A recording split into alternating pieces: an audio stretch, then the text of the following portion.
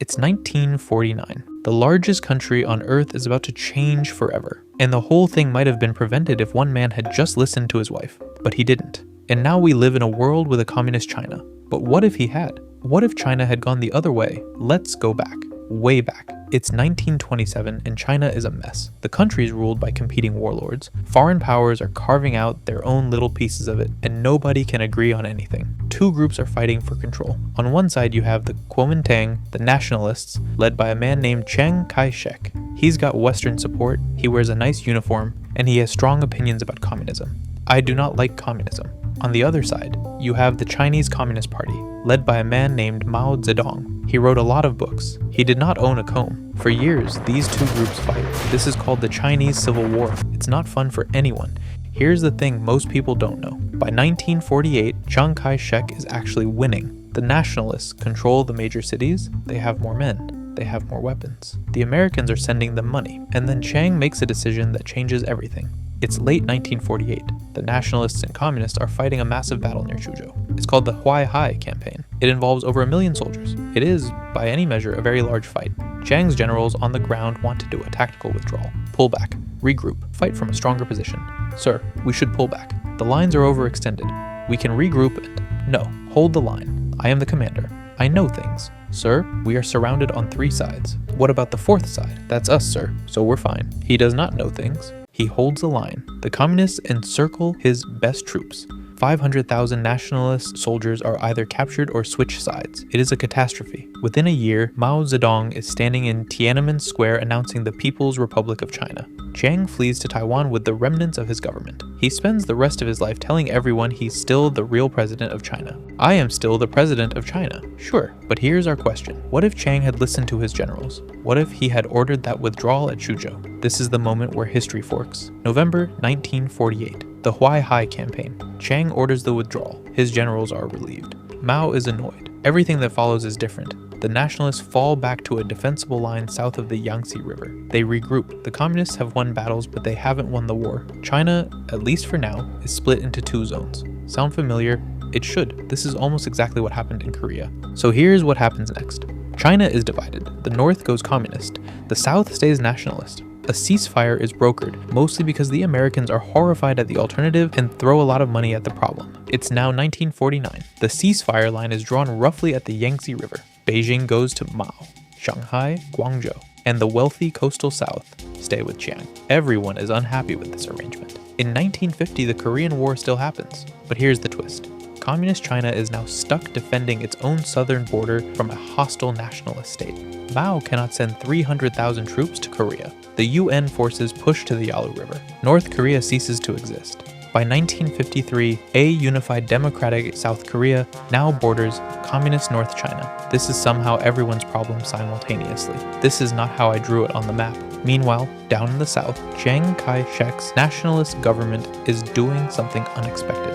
It's actually governing. Here's a real fact. Taiwan, where Chiang actually did end up ruling, became one of Asia's great economic success stories. In the 1960s and 70s, it industrialized rapidly, built a strong manufacturing sector, and joined what economists called the Asian Tigers. GDP went up, life expectancy went up, literacy went up. Now imagine that happening not on a small island. Imagine it happening in southern China, with Shanghai. Shanghai in 1949 is already the most cosmopolitan city in Asia. It has banks, factories, foreign investment, universities. Under the nationalists, it doesn't get nationalized and shut down. It gets opened up. By 1965, southern China is experiencing an economic boom. Foreign companies are pouring in. Japanese investment, American investment, British investment. The port of Shanghai handles more cargo than any port in the world. Back in the north, Mao's watching the south. Shanghai just opened its 5th stock exchange. We also have something. What? A very strong opinion about stock exchanges. Fast forward to 1968. Business is booming. Foreign investors are flocking in. Have you heard about Shanghai? I'm putting my factory there. What about Taiwan? That's the backup Shanghai. Up in the north, Mao is doing what Mao does in our actual history. The Great Leap Forward happens. Tens of millions of people die. The Cultural Revolution happens. It is also bad, but here's the difference. Without all of China, Mao's catastrophic policies only affect half the country. And the Southern nationalist government is very loudly telling everyone about it. 40 million people have died of famine in the north. Please note that nobody is starving in Shanghai. Turn that off. The Cold War looks very different now. The big question in Washington is no longer, how do we contain China? It's, which China do we back? And the answer is obvious. The southern government is rich, stable, and willing to buy American products. So which China do we recognize? The one with the money. They both technically have money. Then we recognize both and pretend that's normal. Is that legal? Probably not. The Vietnam War still happens because the Americans are still paranoid about dominoes. But this time, the calculation is different. Communist China is preoccupied with its own internal disasters and its hostile southern border. It gives far less support to North Vietnam. The war ends earlier, probably badly for everyone, but earlier. I'd like to go to China and shake hands with their leader. Which one? The one who doesn't want to kill me. That's also complicated. Now here's where it gets really interesting. In our timeline, Mao dies in 1976. Deng Xiaoping takes over and opens up the communist economy. Capitalism sneaks in the back door. China booms. In this timeline, northern China's leadership looks at the south and sees something humiliating. Their neighbors are richer than them, by a lot. The pressure to reform is enormous. There is no patient 30-year buildup. The north opens up in a rush. It is chaotic. It resembles the collapse of the Soviet Union more than the careful managed transition that Deng Xiaoping ran in our world. We should open up the economy. Gradually, carefully. Shanghai just built its third international airport. Open everything. Open it now.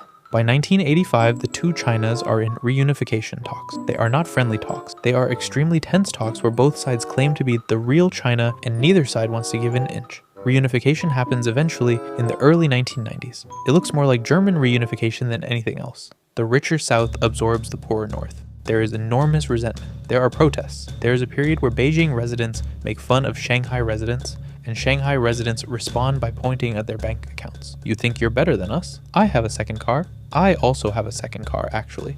I have a second house. I'm still working on that. The reunified China is a democracy. Sort of. It's complicated. There are elections, which is more than our China has. The Kuomintang party is dominant for decades, which would feel familiar to anyone who knows about Taiwan's actual political history. There is corruption. There is also genuine economic development. Now let's talk about technology, because this is where it gets surprising. In our world, China became a tech powerhouse partly because the government controlled everything and could direct massive state resources at specific industries. Huawei, TikTok, WeChat, BYD, all of these benefited from state backing, protected markets, and a government willing to play long strategic games. In this alternate China, you don't have that. You have a messier, more pluralistic system, which means you get something different. Not necessarily worse, just different. You get more startups. You get less strategic coordination. Southern China, connected to global markets from the 1950s onward, becomes home to a different kind of tech ecosystem. It looks more like Silicon Valley than Shenzhen. Companies compete. Some fail. The ones that survive are genuinely competitive internationally. The electric vehicle boom still happens. China has massive lithium resources. But instead of BYD backed by the state, you get 3 or 4 competing Chinese automakers slugging it out. One of them partners with Toyota in the 1990s. Another one goes bankrupt. A third one becomes, by 2010, the world's largest car company, which nobody saw coming. We're worried about Toyota. You should be worried about Guangzhou Automotive. I can't pronounce that. Neither can I. They still ate your lunch.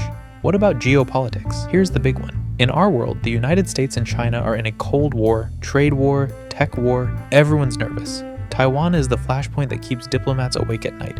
In this world, Taiwan is just a part of China. There's no Taiwan crisis because Taiwan reunified in 1993 along with everything else. The flashpoint that keeps diplomats awake at night is the China-India border, which is exactly the same as in our world, because some things never change. The US-China relationship is much friendlier. China is a democracy, it trades openly, and American companies have been doing business there since the 1950s.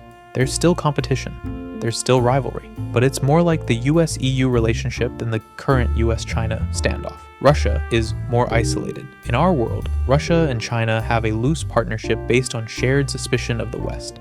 In this world, democratic China is not interested in that partnership. Russia is alone. This probably matters a lot in Ukraine, though historians in this timeline are still arguing about exactly how much. We would like to discuss our mutual interests. We are very busy. We have a G7 meeting. You're in the G7. We're hosting it.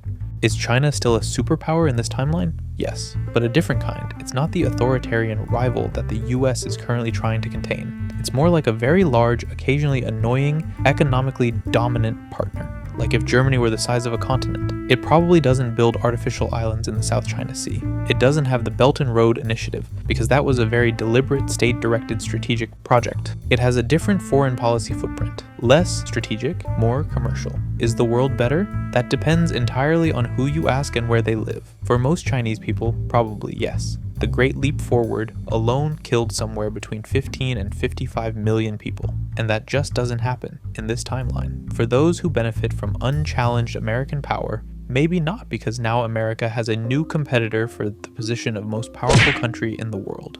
As for Russia, it's definitely not a better world, because now there are two democratic superpowers instead of one. For Chiang Kai-shek, personally, he dies in 1975, just like he did in our timeline, still claiming to be the legitimate president of all of China. Except in this version, he actually kind of has a point.